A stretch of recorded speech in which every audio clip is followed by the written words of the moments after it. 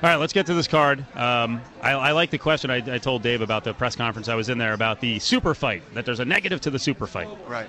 I mean, really? There's a negative? Someone was asking, what about all the contenders at 170 and 155? I think the fact that you can draw maybe, in excess of 1 million pay-per-view buys kind of erases any concerns with Florian and Alves.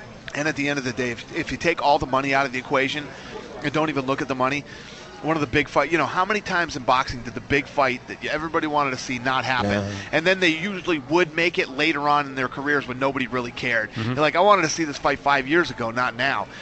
I don't want to do that with BJ Penn and George St. Pierre. They're both in their prime. They're both world champions. They're both two of the best athletes to ever compete in the sport, mentally, physically, emotionally in the right place, and they both want to finish each other. Are you kidding me?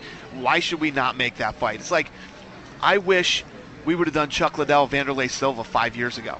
You've run into this in the past. You brought Krokop in for a lot of money, and then it probably would have been best just to put him right in there, and if he wasn't ready, at least he makes for one big fight. Yep. Well, besides which, the point I made was that this is a really good fight on Saturday. Really good fight. And you're off two of the last three cards have been absolute blowout successes. Thanks. The timing couldn't be better. I don't care who you are, whether you're a fan, whether you're any of us, whether you're BJ Penn's camp or George St. Pierre's camp. Nobody can pick a winner on this one. You can say, I think this guy, but you can't know. Nobody knows for sure. This is such a great fight. You can't pick a winner. And it's not one of these cases where you're like, you know what? Well, BJ Penn should have stayed at 155. He's not really a 170-pounder. He held the title at 170 pounds. He beat Matt Hughes when Matt Hughes really meant something, when Matt Hughes was on top of his game. So there's no excuses for this fight. So I said, I got a lot of flack on this in the text line. I said the winner of this fight, in my opinion, is the best pound-for-pound guy in the business. Oh, they did. Our listeners started flipping out on you? They killed me. Oh, Fedor, They're in the Fedor. Oh, my God. Well, no, I think Fedor's really talented, but he hasn't beaten the body of people that these guys have beaten. Exactly. I mean, that's so stupid. That drives me crazy. How can you say Fedor is pound for pound the best fighter in the world? First of all, the heavyweight division is the weakest division in mixed martial arts, number one.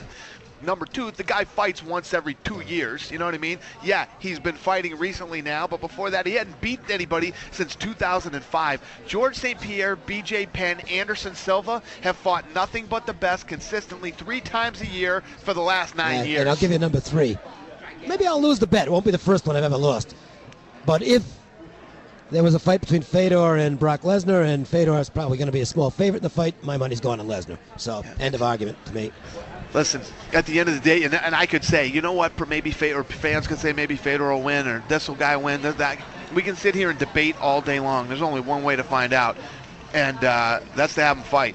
And BJ Penn and George St. Pierre are fighting each other. Anderson Silva fights guys. Fedor wants to hang out and let his managers make all these different rules and all this other stuff. To call him pound for pound best in the world is absolutely retarded. So do you think there will be a day where the options run out with other companies, where not that they're going to come crawling to you, because I know the requirements they want on a deal are a little bit different than everyone else, but is there a day when they finally let in?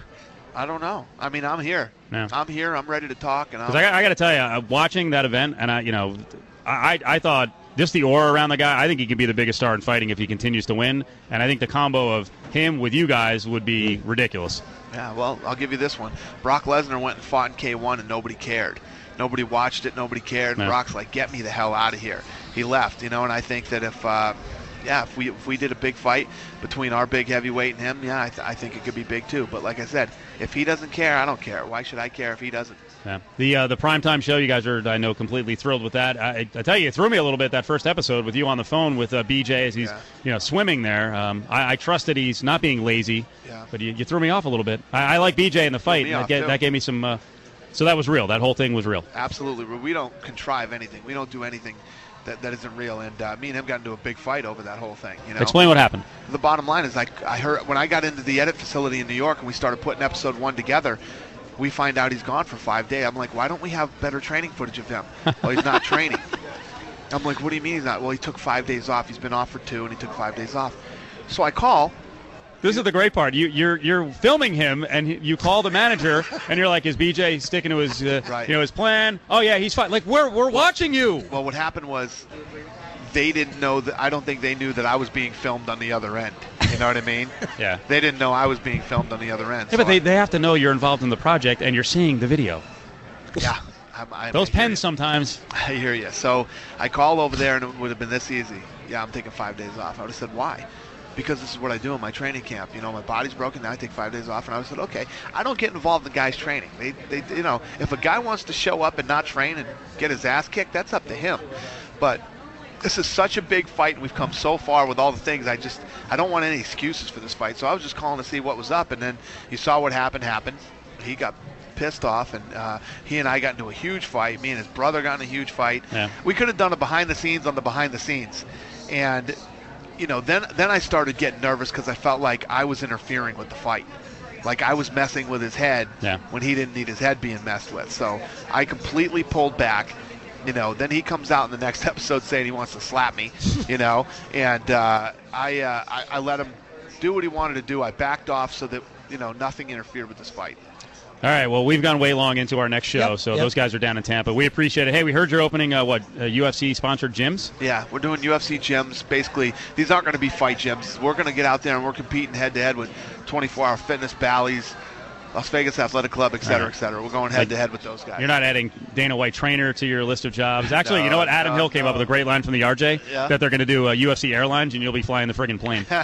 You got to cut back a little bit. Yeah, I do. You're right. I think you will be in the gym. I guarantee. We'll see what happens. You'll be holding a class in the Vegas gym. Gonna get him down there? Gonna drag Cofield down? Easy, all right? I'd worry about him. I'm glad you don't read my commentary on your blogs, by the way, because every once in a while, when you get a little puffy sometimes, I'll put down like the bloated Dana White. Or, no, I heard. Yeah, I know. It gets a little ugly sometimes on the road. It does get ugly. Some of those cheese meals and everything else. But you look good now. Have a donut stand in there for Steve. I try to work out as much as I can while we're on the road. Ireland was good for me. That's all there was to do. And the food was horrible. A lot of boiled potatoes and stuff. Oh, my God. Boy, boiled potatoes would be great. I wish. Horrible food. Really? All right. The very fit Dana White. That's what I say to his face. But then as soon as I write the blog, I call him a tubble again. All right, Dana. Hey, we appreciate it. Thanks, bro.